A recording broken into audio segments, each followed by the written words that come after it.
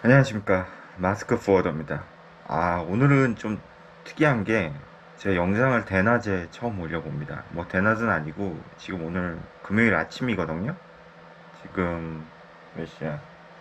7시 51분입니다. 예.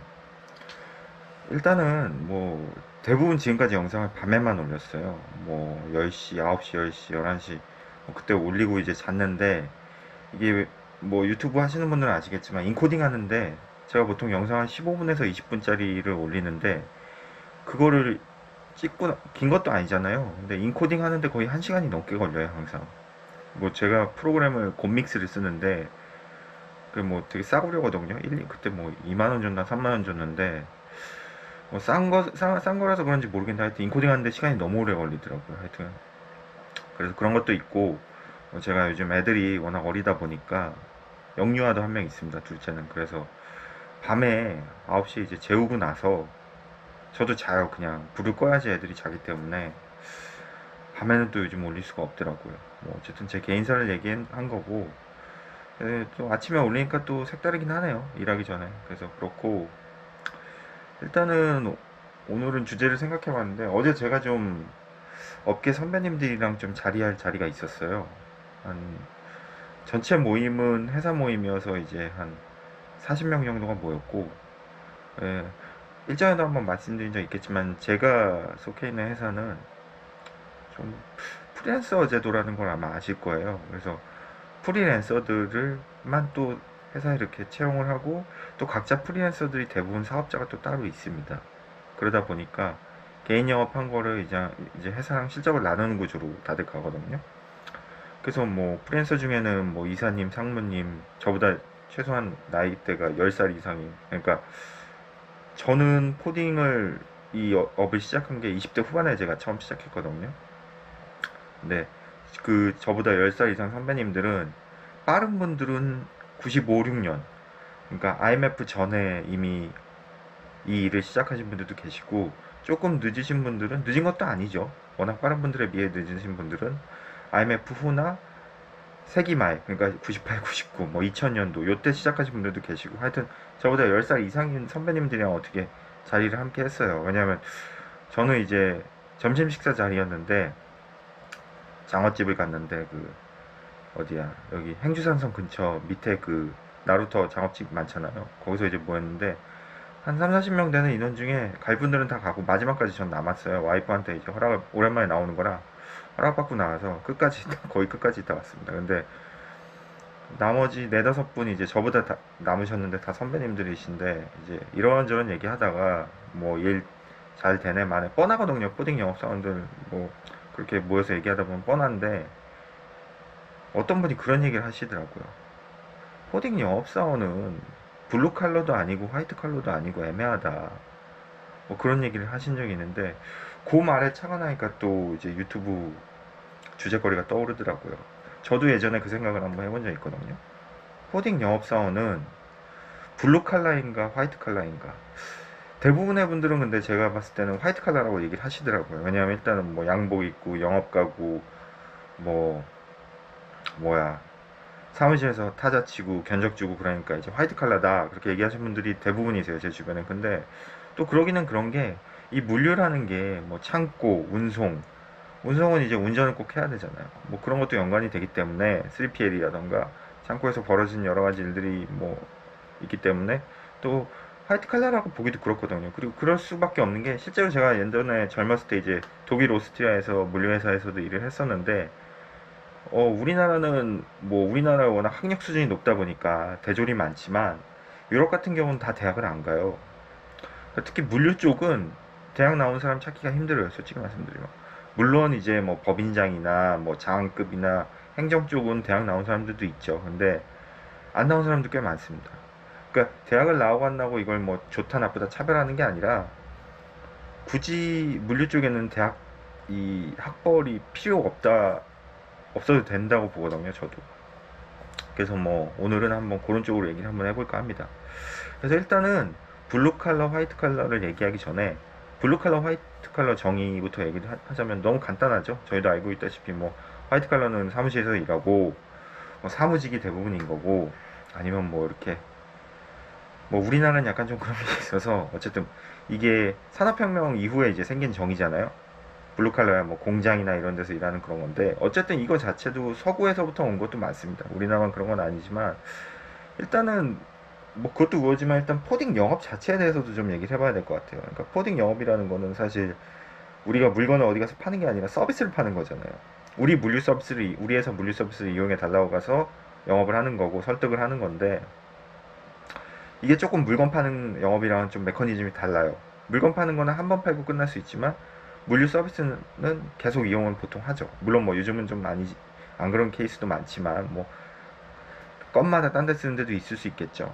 그런 것도 있고 또 하나는 영업에 대한 어떤 인식이나 그런 건데 제가 얘기하고 싶은 게 유독 한국은 영업직에 대해서 이렇게 영업을 한다 그러면 좌천되거나 되게 안 좋거나 안 좋은 쪽으로 간다고 생각을 많이들 하세요. 많이가 아니라 거의 99.9%가 다 그렇게 얘기를 하세요. 영업해? 오, 힘들겠다. 어떻게 하냐? 힘들죠, 당연히.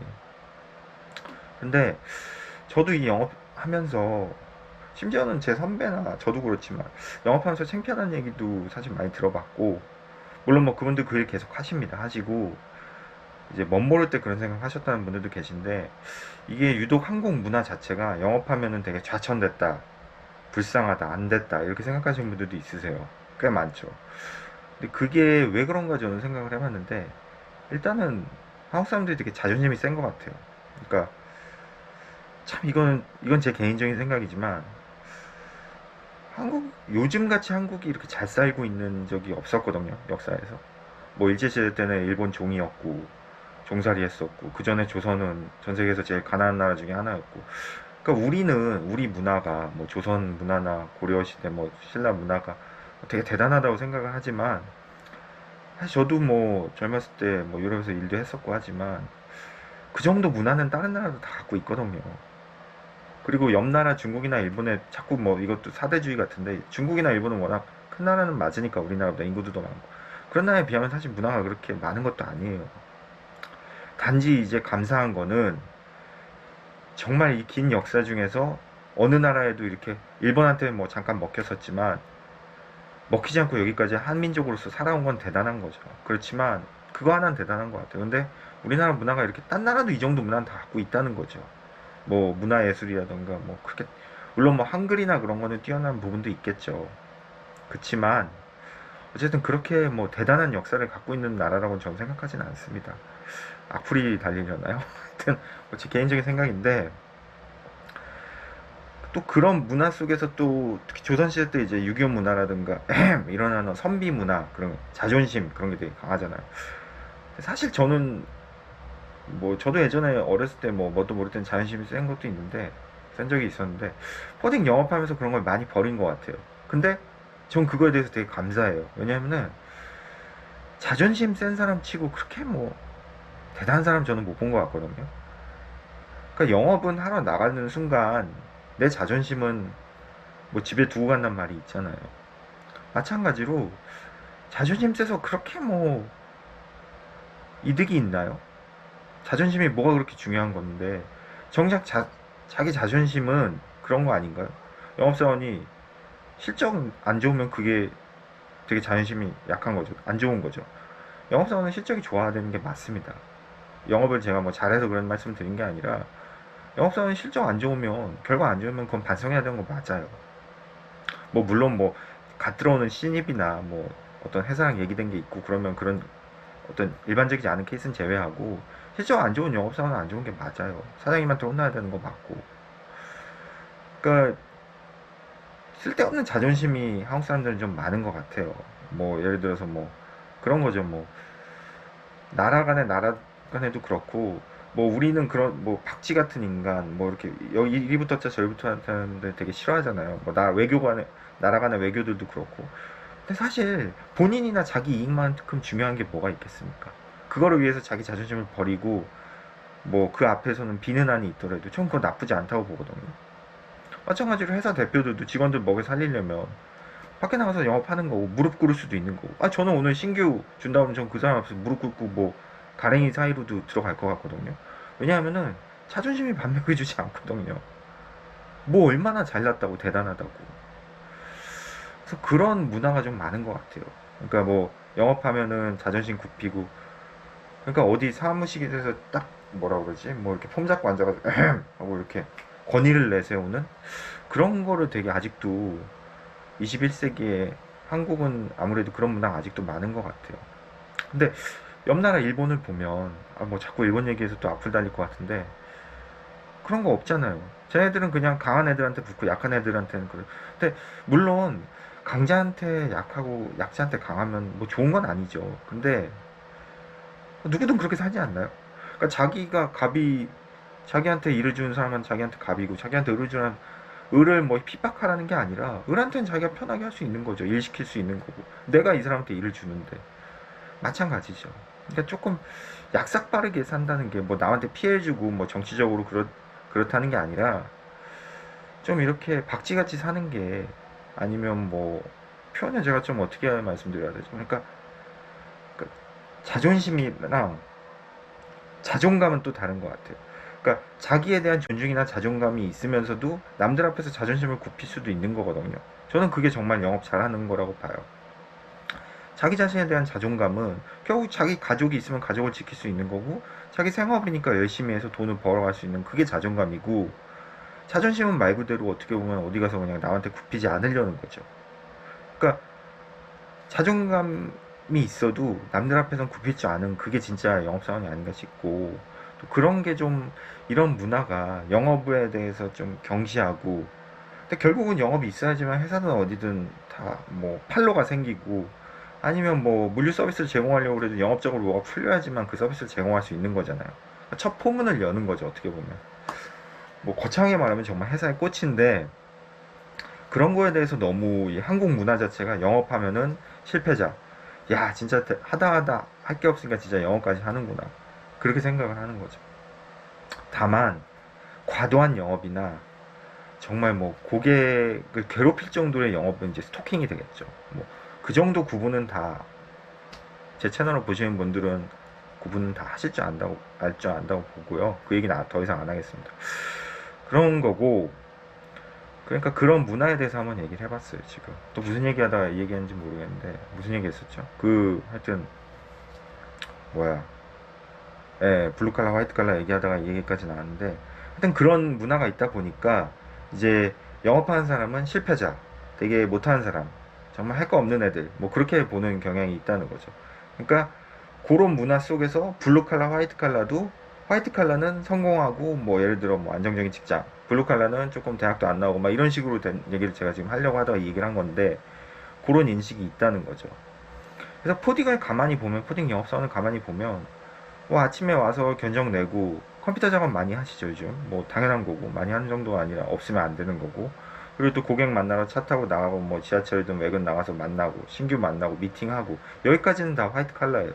뭐 심지어는 골프도 치고, 골프 영업 하시는 분들은, 그리고 밤에는 뭐 접대를 할 수도 있는 거고, 밥을 먹고 뭐 술을 마시고 뭐 그런 얘기도 했는데, 뭐 어제는 워낙 편한 자리들이라 뭐 접대 얘기도 뭐 밤에 어떻게 하고 뭐 그런 얘기까지 막 나왔어요, 사실은. 근데 이런 얘기는 좀 여기서 말씀드리긴 적합하지 않고, 뭐 사실 그런 얘기도 했어요. 사실 뭐 예전에 이제 제 이제 주변 분들, 특히 뭐 항공사 계신 분들도 얘기를 들어보면은, 사실 인천공항으로 2001년도에 이제 대한민국이 이제 그 뭐냐 허브공항을 옮겼잖아요.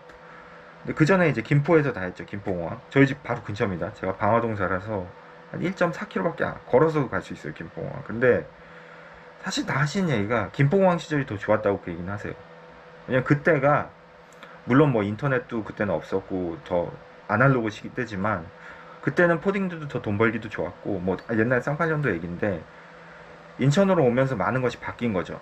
마찬가지로 실제로 제가 방화동 살지만 개화단역이랑 김포공항역이랑, 그리고 어디지?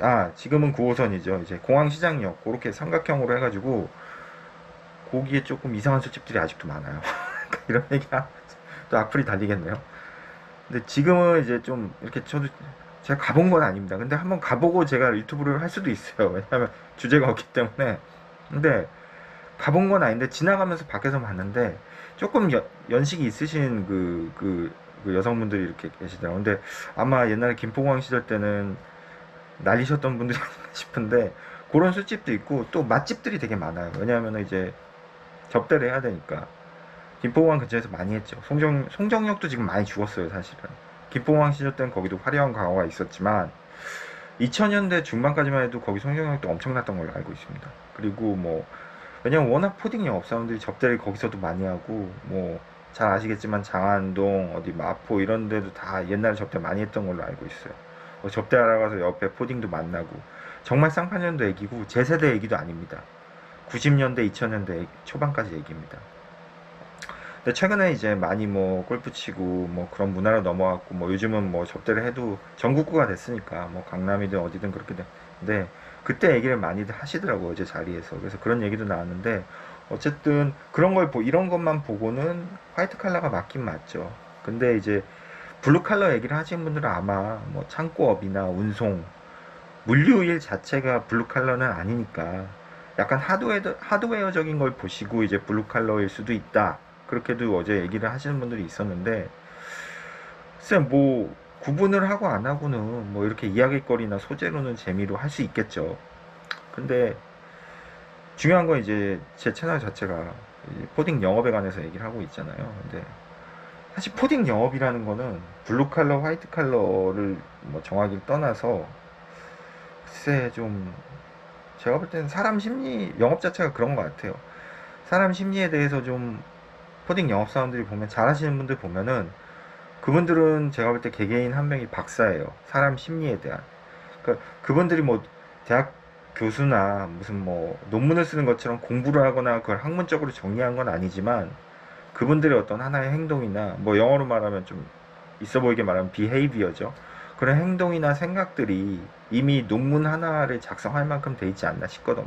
그건 뭐냐 하면 코딩 영어를 하면 사람들을 많이 만나잖아요. 저도 뭐 어제 같이 얘기한 선배님들보다는 많이 못 만나지만 저도 꽤 많이 만났다고 생각을 하는데 처음엔 몰랐는데 사람을 이렇게 만나다 보면은 처음 만났을 때 그 사람이 어떤지를 어느 순간 이렇게 파악이 될 때가 있어요. 아, 이 회사는 분위기가 이렇고 처음 미팅하러 딱 들어갔을 때 그 회사 들어가면 그 회사 분위기나 그 사람 표정, 그 사람이 어떻게 하는지를 저는 약간 삼자 입장에서 볼 때가 있고 그거를 약간 즐길 때가 있어요. 쟤는 저렇구나. 아, 뭐 제 남편이 좀 그렇지만 화주될 분한테 쟤는 좀 저렇구나. 아, 오늘 바빠 보이네. 여기는 밥을 뭐 11시 11시 반쯤 가면 저희 신경 쓰는 게 항상 점심시간 걸릴까봐 그런 거 있거든요. 미팅할 때. 여기는 밥을 늦게 먹네. 빨리 먹네. 아니면 식사 시간 바로 끝나고 오라는 데도 있어요. 막 1시나 1시 반에 여기는 점심을 늦게 먹는 거 빨리 먹는구나. 회사 분위기가 이렇네. 사장실은 어디지? 막 이러면서 왜냐면 약간 삼자 입장에서 즐기면서 그 회사를 관찰? 뭐 안 좋게 말하면 뭐 그걸 도찰이라고 그러나 하여튼 약간 변태까지는 아니지만 뭐 이런 얘기도 안 좋은 얘기지만 약간 좀 그 상황을 즐기면서 볼 때가 있거든요. 그러면 그 사람의 심리라던가 이 사람의 스타일이 어떻고 저 사람은 어떻고 그러는데 그런 거에 대해서 많이 연구 아닌 연구를 하게 되고 관찰하게 되는 거죠. 그래서 얘는 이렇구나, 접근을 이렇게 해야 되겠구나, 빨리 뭐 답변 줘야 되겠구나, 그런 걸 하는데 중요한 거는 뭐냐 하면은 그렇게 해서 내가 판단을 해서 견적이나 뭘 주더라도 결국 오더 나온 거는 그런 거랑 전혀 상관이 없더라고요.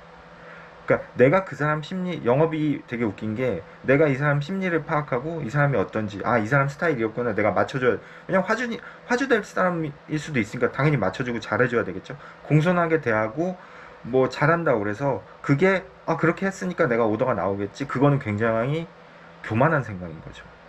절대 그렇지 않거든요, 영업은. 그렇다고 뭐 그 면상에 욕을 하고 그러면 안 되겠죠. 어차피 어떻게 될지 모르니까. 그런 게 그렇다는 얘기가 아니라 될 화주는 되고 안 될 화주는 안 되더라고요, 하다 보면. 그게 무슨 얘기냐면은 결국은 그 사람이 어떻게 나갈지는 위에서만 아시는 거죠. 저도 모르고 그 사람도 몰라요. 그 사람은 어쨌든 자기 마음 가는 대로 하는 거니까, 담당자니까. 쓰고 안 쓰고는 결국 아무도 모른다는 거죠. 그러니까 참 그게 영업의 묘미인 것 같아요. 미팅 별로 정말 그런 적 많거든요. 미팅하고 와가지고 여기 좀 힘들겠다, 포기하자. 그런데 다음날 전화 오는 경우도 꽤 많아요.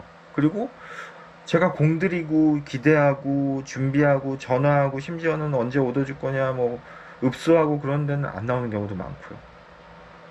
참 영업이 희한해요. 제가 지금 거래처 리스트를 보면은 제가 예측한데 10군데라면 10군데 중에 한 군데 있을까요?